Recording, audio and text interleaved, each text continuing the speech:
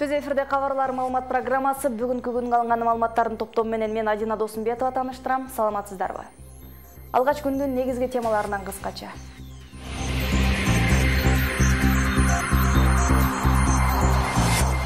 Кыргызстанда un өндүргөн ишканалар жабылуу коркунучунда. Импорттолгон ундун көлөмү көбөйүп, өндүрүш сатылбай турат.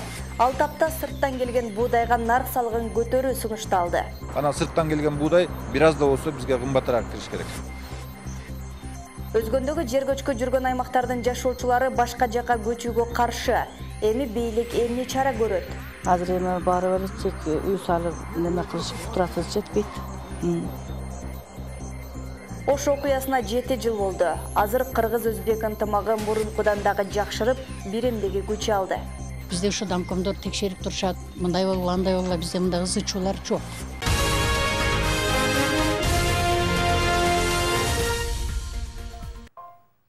Кыргызстанда un өндүргөн ишканалар жабылуу коркунучунда. Буга өлкө Евразиялык экономикалык биримдикке кошулгандан бери импорттолгон ундун көлөмү көбөйгөнү себеп. Ушул тапта ата мекендеги un өндүрүшү кыскарып, 20 комбинат ишин токтотту. Ишмердүүлүк жүргүзүп жаткандарында болсо, чыгарылган продукция өтпөй, кампада сатылбай сакталып турат. Ушундай кыйын кырдаалда парламент депутаттары сырттан келген буудайга нарк салыгын кайрадан киргизүү демилгесин көтөрүштү. Антпесе мамлекеттик бюджет жоготууга учураган. Эгер демилге колдоо тапса, un өндүрүшү эмне болот? Гүлзара Бакаева кызыкты. Бишкектин un комбинаты банкротко учуроо алдында турат. Чыгарылган продукция өтпөй, кампада ундун көлөмү көп. Муну un комбинатын өндүрүш боюнча директору Кыялбек Досматов Казакстандан келген ундун көбөйгөнү менен түшүндүрөт. Кыргызстан Евразиялык экономикалык биримдикке кошулгандан бери сырттан импорттолгон өндүрүштүн көлөмү өлкө аймагын баскан. Түштүк тарапка унду кетире албай калдык. Анткени себеби таластын чек аралары аркылуу контрабанда un кирип атат да. Налог төлөнбөй, арзан 20 сомдук унду 2 сом деп өткөзүшүп. Тегирменден суткасына 500 тоннага чейин буудай иштетүүгө мүмкүнчүлүк бар. Бирок учурда комбинат 2 айда 10 күн гана иштеп, көпчүлүк жумушчулар аргасыз акы төлөнбөгөн эмгек өргүүгө кетишкен. Мындай кырдаал өлкө аймагындагы тегирменчилерди да түйшөлтүүдө. Мунун дагы бир себеби импорттолгон буудайга нарк салыгын кайрадан киргизүү үчүн сунушталган мыйзам долбоору негиз. Бирок жаңы мыйзам талкуудан өтсө, бюджетке кошумча нарк салыгынан чоң каражат түшүшү ыктымал. Өкмөт мыйзам киргизип туруп, ошол НДСти алып салганда, менин максатым ошол НДСти кайра ордуна коюп коюш керек. Бюджетке акча карада түшүш керек. Анан сырттан келген буудай бир аз да болсо бизге кымбатыраак кириш керек. Анткени биз өзүбүздүн буудай тиккендерди ойлошубуз керек. Эл өкүлүнүн айтуусунда мыйзамдын ишке ашышына бул тармакта ишкерлик кылган айрым депутаттар да каршы. Анткени өлкөдө un өндүрүү токтоп калса, сырттан келген дан азыгынын баасы көтөрүлүшү мүмкүн. Ошондуктан ата мекендик дыйкандар буудайдын аянтын гана кыскартып, ордун экспорттоп киреше тапкан өсүмдүктөр менен алмаштыруусу бүгүнкү шартка ылайык. Анткени өлкө азык түлүккө болгон көз карандылыгын дайым сакташы керек. Эрте өсүчү бадыран, помидор, жанагы башканы пайдасын көбүрөөк аласыңар. Жетишпеген будайды, унду биз ушу Казакстандан алганыбыз ыңгайлуу болуп атат да. Өкмөт дан азыктардын экспорт, импортун көзөмөлгө албаса, өлкө аймагындагы өндүрүшчүлөр банкрот болорун адистер эскертишүүдө. Бул үчүн чек арадан мыйзамсыз өткөн товарларды ооздуктоодо зарыл. Мисалы, импорттолгон буудайга кошумча 12% нарк салыгы салынса, өлкөдөгү un өндүрүшү токтоп, 5000ге чукул жаран жумуссуз калышы да күтүлүүдө. Кырдаалды жөнгө салуу үчүн өкмөттүн ишкерлер менен чогуу пландоо иши жөндүү. Зара Бакаева, Азамат Иманов, Ынтымак, Бишкек шаары. Сырттан келген буудайга нарк салыгы көтөрүлсө, Оштогу un өндүрүүчүлөр дагы ишин токтотууга аргасыз болушу мүмкүн. Бул тууралуу бүгүн Ош шаарындагы un заводдордун өкүлдөрү маалымат жыйында билдиришти. Себеби алар сырттан буудай импорттоп келип un өндүрүшөт. Азыр Ошто 50 килограмм un 1000 сомдон сатылса, кошумча нарк салыгы киргизилгенде баа 1200 сомго чейин жетет. Ал эми Казакстандан чыгарылган ундун баасы 900 сомдон ашпайт. Мындан улам шаарда жайгашкан 6 заводдун адистери кошумча нарк салыгын киргизүү маселесин эл өкүлдөрү дыккат карап чыкса дешүүдө. Анткени салык тууралуу мыйзам кабыл алынса, 5000ден ашуун адам жумушсуз калат. Ишчилерди орду бардыгы кетип калгандан кийин кайтып бул ишчини таба албайбыз. Бунака специалисттер кем, тегирменди түшүнө турган ишчилер кем. Улар дагы барып башка Қазақстан, Россияны бюджетini байытабы. Ondan көре biz поддержка кылынса, өзүбүздү бюджетти байытелүүдө ишчилерибиз дагы кетпесин. Жер көчкү жүргөн өзгөндүн Аюсай айылындагылар жерин таштап башка аймакка көчүүгө каршы. Азыр алар үлүш жерлерине эгин эгишип, мобилдик үйлөрдө отурукташып калышты. Айылдагы 101 үйдө кайрадан көч көтүшү коркунучу болгондуктан өкмөт аларга 4 участкасынан тилке бөлгөн. Тургундар болсо эгинин таштап бөтөн жерге көчүүгө каршы. Жашаган жерлерин коопсуз экенин айтышып, өзгөчө кырдаалдар министрлиги кайрадан текшерүү жүргүзүп берүүсүн талап кылышты. Жергиликтүүлөрдүн талабы негиздүү. Бегмай Асанова сөз кылат. Аюсайлыктар азыр өз аймагында эгин эгишип, жазгы тала иштери дээрлик аяктаган. Жүгөрү менен буудайдын үрөнү чыгып, учурда дыйканчылык кызуу жүрүп жаткан чак. Ал тапта кооптуу аймакта жашаган 101 үй бүлөгө өзгөндөгү 4 айыл өкмөтүнөн тилке бөлүнгөн. Бирок тургундар ал жака көчүүдөн баш тартышууда. Мына жакта үлүшүбүз, жерлер, адамдарды бардыгы шу жерде эгин эгип башакылап. Ал кайда кантип жашайт? Үй жерде кантип суу жок жерде эми адамдар деле түшүнсө керек да. Чекпирсе алабыз. Анан кутурасы жеткенде салабыз. Азыр эми баары эле чек үй салып неме кылышы кутурасы жетпейт. Азыркы тапта Төрткөл участкасына электр жарыгын орнотуу жана таза суу тартуу иштери жүрүп жатат. Жашоого толук шарттар түзүлгөндө Аюсайдын тургундарын көчүрүү иштери башталат. Сууга өзүнчө каражаттар бөлүнүп тур ал жерге. Суу чарбачылык министрлигине ал жерде Кудай бурса суу чыгарып берет деген үмүттөбүз. Жергиликтүү тургундар ата бабасы байырлаган жерде калуу өтүнүчү менен бүгүн жогорку кеңештин депутаттарына кайрылышты.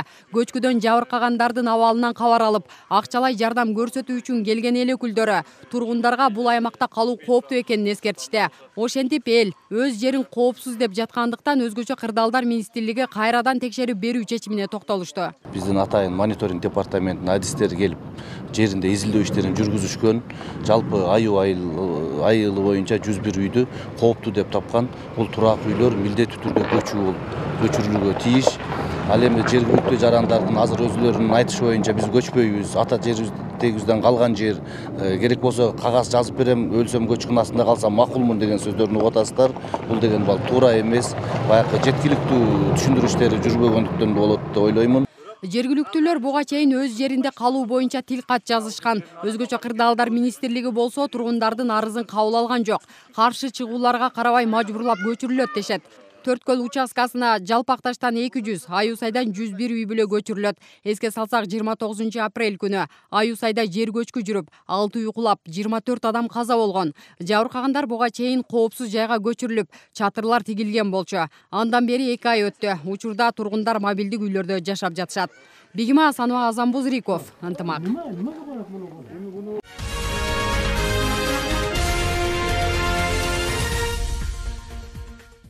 Ош жана Жалал Абад шаарларында орун алган ин окуясына 7 жыл болду. Бул убакыт аралыгында кыргыз-өзбек ынтымагы бекемделип, достугу биремдиги күч алды.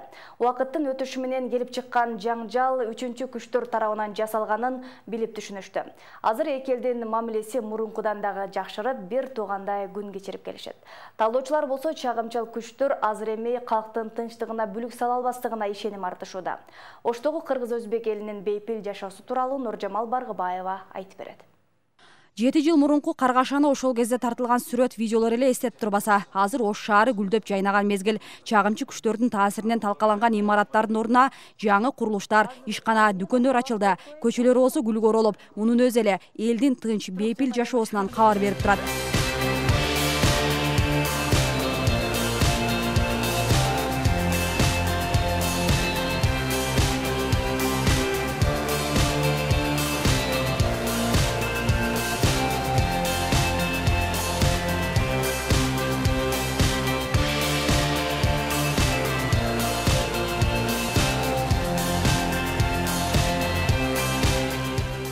Эң негизгиси кыргыз-өзбек бир тууганга айланып, достук мамилелери бир тепкичке жогорулады. Буга далил Коогалаңда жабыркагандардын терең карым-катнашы. Алар 2010 жылдан бери мамлекеттик дирекция куруп берген көп кабаттуу үйдө коңшу болуп, ынтымакта жашап келишүүдө. Ушул убакка чейин араларынан жаман сөз өтүп, жаңжал болбоптур. Тескерисинче, чоңдору той топурларда катташып, балдары бир короодо дос болуп ойношот. Мен карап туруп ушундай курсам болом да, ынтымак жашайт да, урушпайт, эч качан урушпайт, бири-бири менен жакшы ойношот да. Бизде ушу домкомдор текшерип турушат, мындай болду, андай болду, бизде мындай ызы чуулар жок. жакшы жашашат. Ошол эле учурда жергиликтүү бийлик этностор аралык иш-чараларды уюштурууну токтото элек. Себеби акыркы 7 жыл аралыгында ар бир айыл райондордо концерттик программалар өтүп, ынтымакты бекемдөөгө салымы кошулду. Ал эле эмес, коңшу Өзбекстан мамлекети менен дагы келишим түзүлүп, эл артисттери облусту кыдырып спектакль, концерт берип жүрүшөт. Азыр мисалы ошол эле этностук топтордун жетекчилери, лидерлери келип, ар дайым ушу мындай ынтымактыкты жакшырта турган, биримдикти күчөтө турган ушундай иш-чараларга өздөрү демилге көтөрүп, биздин ушул мындай чогуу өткөргөн иш-чараларыбыз көп да. Талдоочулар болсо этностор аралык ынтымак түбөлүккө сакталат деген ишенимде. Анткени июнь окуясынын таасири менен тургундар тынч жашоонун кадырына жетишти. Ошол эле учурда сезимдеринде чагымчыл күчтөр болгон ишенбөөчүлүк орноду десек жаңылыштык болбойт. Демек кыргыз өзбек улутундагы эл ынтымакты туу тутуп жашайт.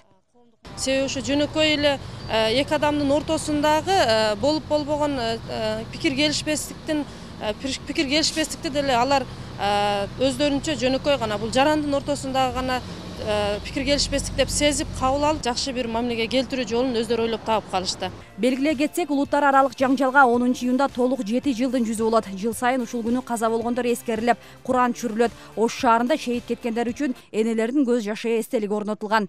Нуржамал Баргыбаева, Кымбатбек Абдисамат уулу, ынтымак.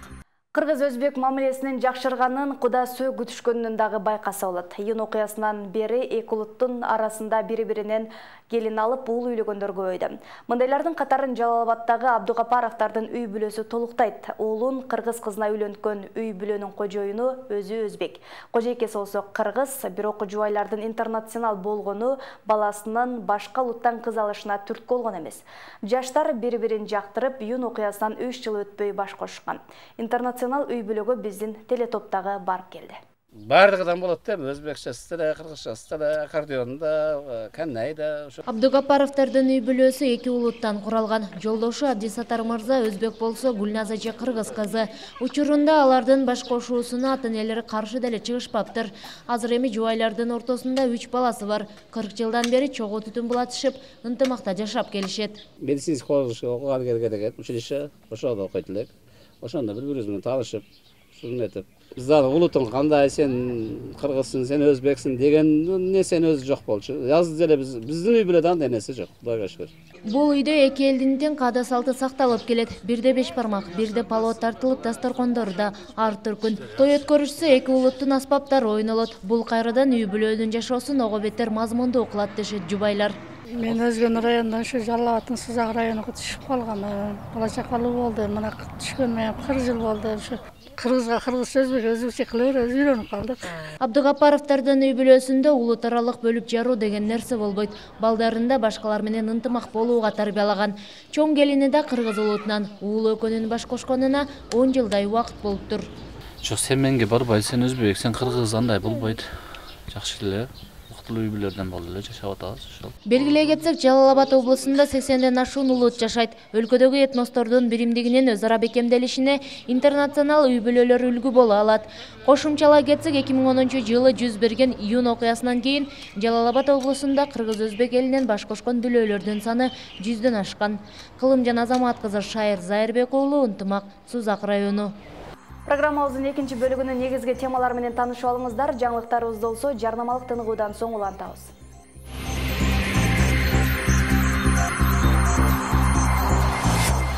Кыргыз-өзбек чек арасындагы талаш тилкелер жакында такталып бүтөт. Эки өлкөнүн президенттери делимитация жана демаркациялоону тездете турган болушту. Шанхай кызматташтык уюмунун банкын түзүү керек. Демиргени ШКО жыйынында Кыргызстан президенти көтөрдү.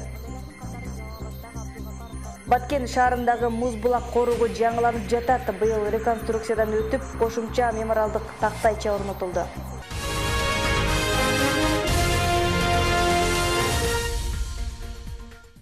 Программабызды улантабыз. Кыргыз-өзбек чек арасындагы талаш тилкелер жакын арада такталат. Эки өлкөнүн делимитация жана демаркациялоо боюнча келишим долбоору тездей турган болду.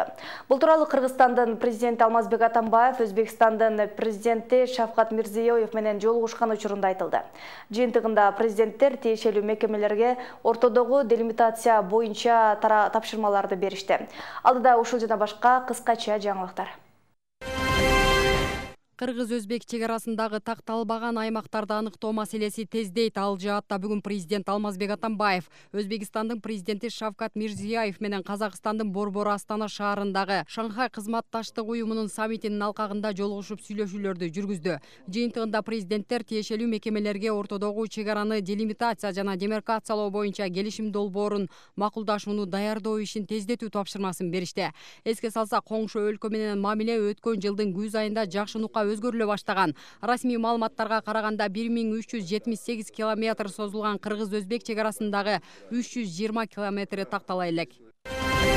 Президент Алмазбек Атамбаев Шанхай кызматташтык уюмунун банкын түзүү керек деп эсептейт. Бул тууралуу ал бүгүн Астана шаарында өтүп жаткан саммитте айтты. Атамбаев Кыргызстан, Индия менен Пакистандын бул уюмга киришин колдой турганын, ШКУнун кеңейиши менен уюмдун алкагында биргелешкен иш-аракеттер үчүн жаңы саясий жана экономикалык шарт түзүлөөрү айтты. Өз сөзүндө президент коопсуздук багытындагы аракеттерди күчөтүүнү сунуштады. Кыргызстан Шанхай кызматташтык уюмунун өнүктүрүү банкын тезирээк ачуу керектигин көптөн бери сунуштап келет.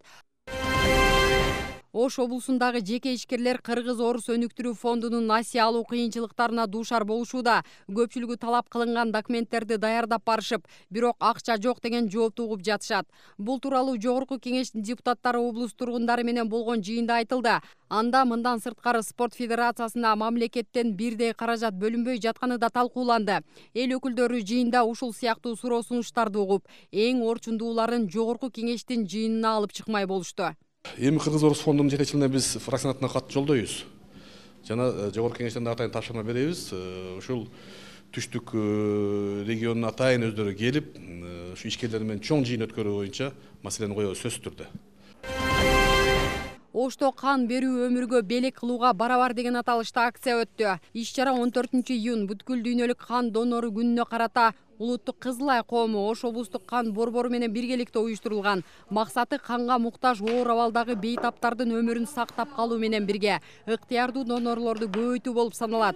Бир күндүк акцияга шаар тургундары жана кан тапшырууга кайдыгер карабаган активисттер катышты. Биз ушул 14-июнь бүткүл дүйнөлүк донорлордун күнү болуп майрамдалат. Ошол бүткүл дүйнөлүк донорлордун күнүнө карата иш-чараларды карадык эле. Ошолордун бири бүгүн кан тапшыруу боюнча акция өткөзүп жатабыз. Бул акцияны өткөзгөн себеби көп адамдар кан тапшыргандан коркушат. Себеби бир жугуштуу оору жугузуп алабыз деп коркушу мүмкүн, көбүрөөк кан алып коет деп коркушу мүмкүн. Илгери көп эле союз маалында айтат, биз канча кан тапшырганын билбей калдык деп. Кара Суу районундагы Таширов орто мектебинде башталгыч класстардын бүтүрүү кечеси өттү. Анда 4-классты аяктап жаткан 30дан ашуун окуучу концерттик программа коюшту. Негизинен таланттуу бүтүрүүчүлөр бийлеп, мугалимдер тууралуу ыр айтып берип кубандырышты. Концерттик программаны мугалимдер менен кошо ата-энелери да күбө болгону келишкен. Ал эми мектеп жетекчилиги менен айыл өкмөт башчылары тарабынан 5 деген баага билим алгандарга сыйлыктар ыйгарылды. Баткен шаарындагы музбулак коругу жаңыланып жатат. Быйылкы жылдын эсебинен оңдоп түзөө иштери жүргүзүлдү. Ошондой эле мемориалдык тактайча орнотулуп, ал 2 дүйнөлүк согушта тылда эмгектенген аялдардын элесин чагылдырып турат. Мындан 20 жыл мурун түптөлгөн эс алуучу жайга өлкөнүн булуң бурчугунан келип көрүп кетишет. Тарыхый эстеликтер корукка алынып, катары жыл өткөн сайын толукталып турат. Музбулак коругуна биздин телетоптогу барып келди. Баткендин Карабулак айынан 3 чакырым аралыкта жайгашкан музбулак коругу 20 жыл мурда киши кадам баспаган тала болгон. Тикен баскан 1 гектар аянтты жаратылыштын кооздуктары менен жасалгалап, көз жоосун алган эс алуу жайына айландырган Мурзапар Үсөн. Бул жердеги даарылык касиети бар булактардын көзүн тазалап, аталыштарына ылайыкташтырып скульптуралык жол менен кооздоп койгон. Алардын бири Бала булагы. Мурда баягы бала көрбөгөндөр неме келип турушу жерде бала тилеп баягы неме кылып кетишүүдүлөр да. Мен бул жерде коруктай баштагандан кийин анан бул жөн акбаш керек. Демек бала тилеп аткан болсо, демек жаш наристенин колунан баягы пыяладан күйдүрүп коеюн деген баягы. Айкөл Манас, Акылман Бакай, Алманбет Баатырдын айкелдери бул коруктун негизги бөлүгү. Айкелдер Манастын 1000 жылдык мааракесине арналып көргөзмөгө коюлган. Ал учурда кайталангыс эмгектерин чоң акчага сатып алуу сунуштары түшкөн. Бирок агай өзүнө таандык айкелдерди акчага сатпастан бүгүнкү күндө элдин сүймөнчүлүгүнө айланган Музбулак эс алуу жайына орноткон. Ошол Манас Алманбет айкелдери өрүктөн жасалган. Ошол Манас айкели ушу 3 адамдын кучагы жетпеген чоң өрүк эле. Андай өрүктөр азыр жок. Бардыгы ошо менимче ал өрүктөр 300 жылдан ашыгыраак жашаган өрүктөр. Музбулак коругу быйыл оңдоп түзөөдөн өткөрүлүп, жаңы өзгөрүүлөр кирген. Улуу жеңиштин 72 жылдыгына карата тылдагы аялдардын элестери чагылдырылган. Эми эс алуучу жайда Манас жана анын 40 чоросунан сырткары эмгекчил аялдардын мемориалдык тактайчасын көрүүгө болот. Анын автору Мурзапарусун Кыргызстандын сыймыгы болгон Айгүлгүлүн корук калуу демилгесинде көтөрүп чыккан. Чыгармаларында өзүнүн ички дүйнөсүн кеңири бере алган. Анткени айтып атпаймынбы, мектепте экологиялык тарбияларга өтө көңүл бургандыктан бакы жараткычты кантип коргоо керек, ата бабаларды кантип эскерүү керек, бакы санжыралар ушулар тууралуу агай көп жазган. Бул эмгектери бир гана Музбулак менен чектелбестен анын чыгармаларында да калып атат да. Музбулак коргунда Манастын эстелигинен сырткары Мурзапарусун жасаган 10го жакын айкелдер тургузулган. Эс алуу жайында кадам үзүлбөй күнүнө 100гө жакын адам Кыргызстандын ар тарабынан келип зыярат кылып кетишет. Эске салсак, Музбулак коругу 1997 жылы ачылган. Мурзапарусөндүн алдыда корукка дагы жаңычылдыктарды киргизүү пландары бар. Фируза Аскарбек кызы, Жыргал Абдижалил уулу, Ынтымак, Баткен облусу.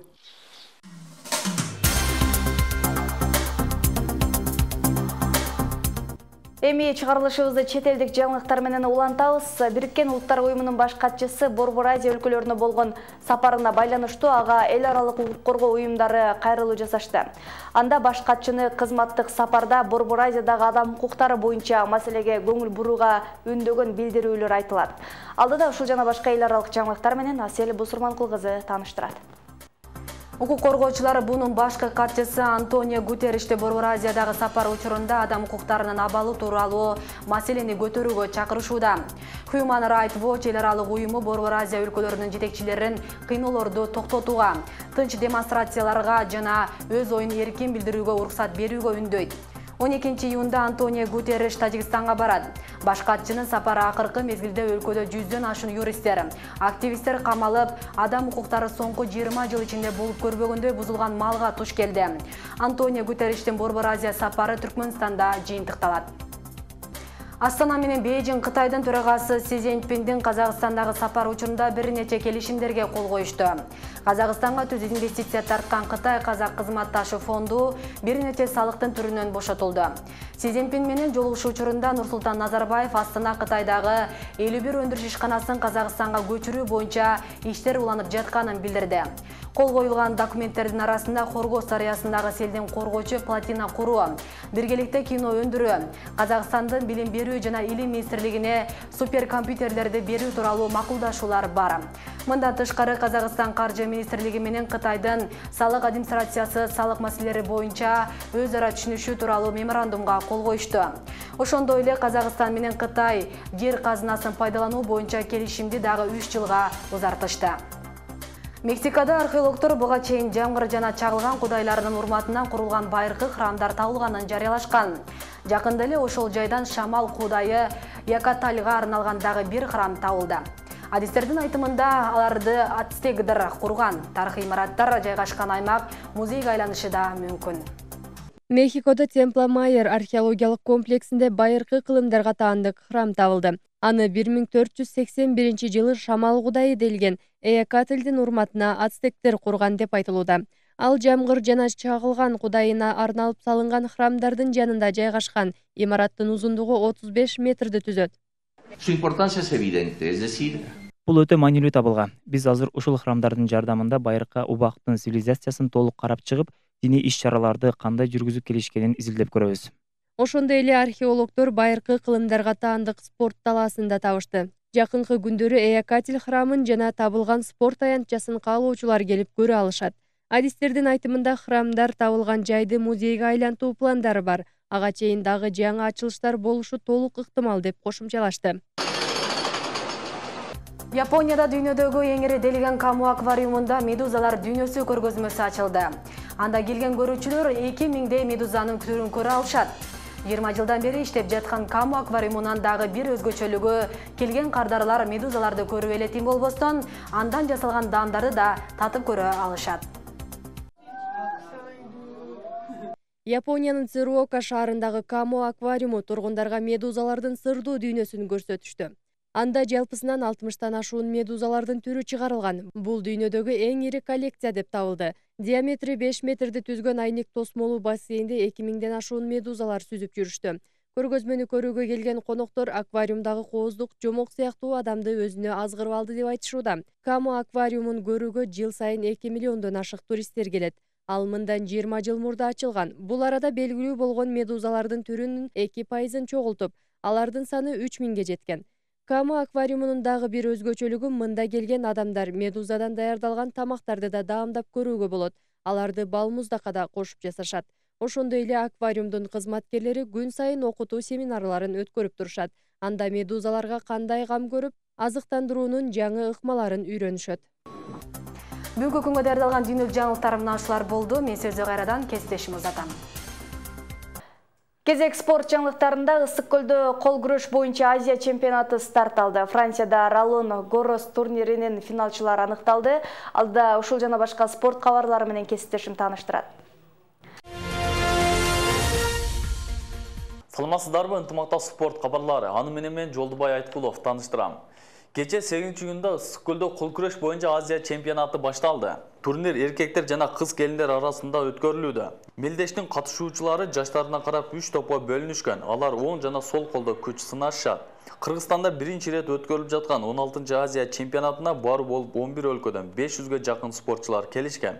Ал эми Кыргызстан намысын 120 балбан коргоду. Белгилей кетсек, кече башталган турнир Чолпон Ата шаарындагы Газпром спорт сарайында өтүп, 12-июнга чейин уланмакчы. Футзал боюнча Оштун Ерем командасы курамын ирандык 2 футболчу менен күчөттү. Азыр өлкө чемпиону Вьетнамда өтүүчү клубтар арасындагы Азия чемпионатына даярданууда. Турнирден алдын клуб жетекчиси командага бир канча оюнчуларды алган эле. Кече дагы ирандык 28 жаштагы 2 футболчуну сатып алды. Алар буга чейин Иран улуттук чемпионатынын жогорку лигасында ойноп жүрүшкөн.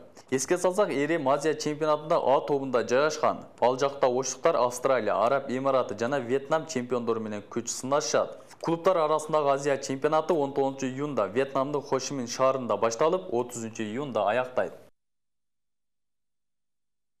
Францияда өтүп жаткан теннис боюнча Роллон Гарос турнири уланууда. Кече 8-июнда кыз келиндер арасында жарым финал беттештери өткөрүлдү.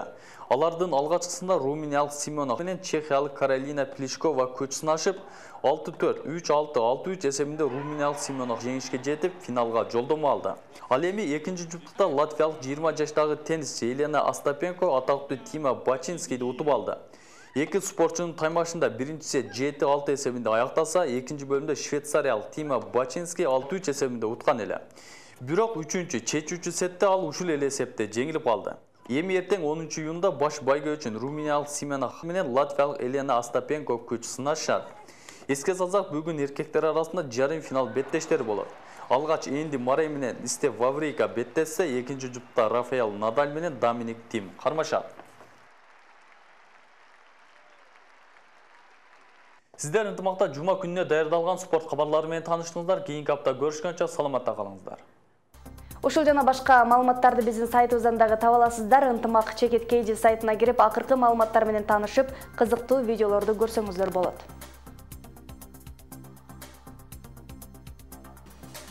Алдыда эртеңки күнгө алынган аба ырайы тууралуу маалымат менен тааныша аласыздар. Келерки жумада жалангана жакшы жаңылыктар менен жолугушалы.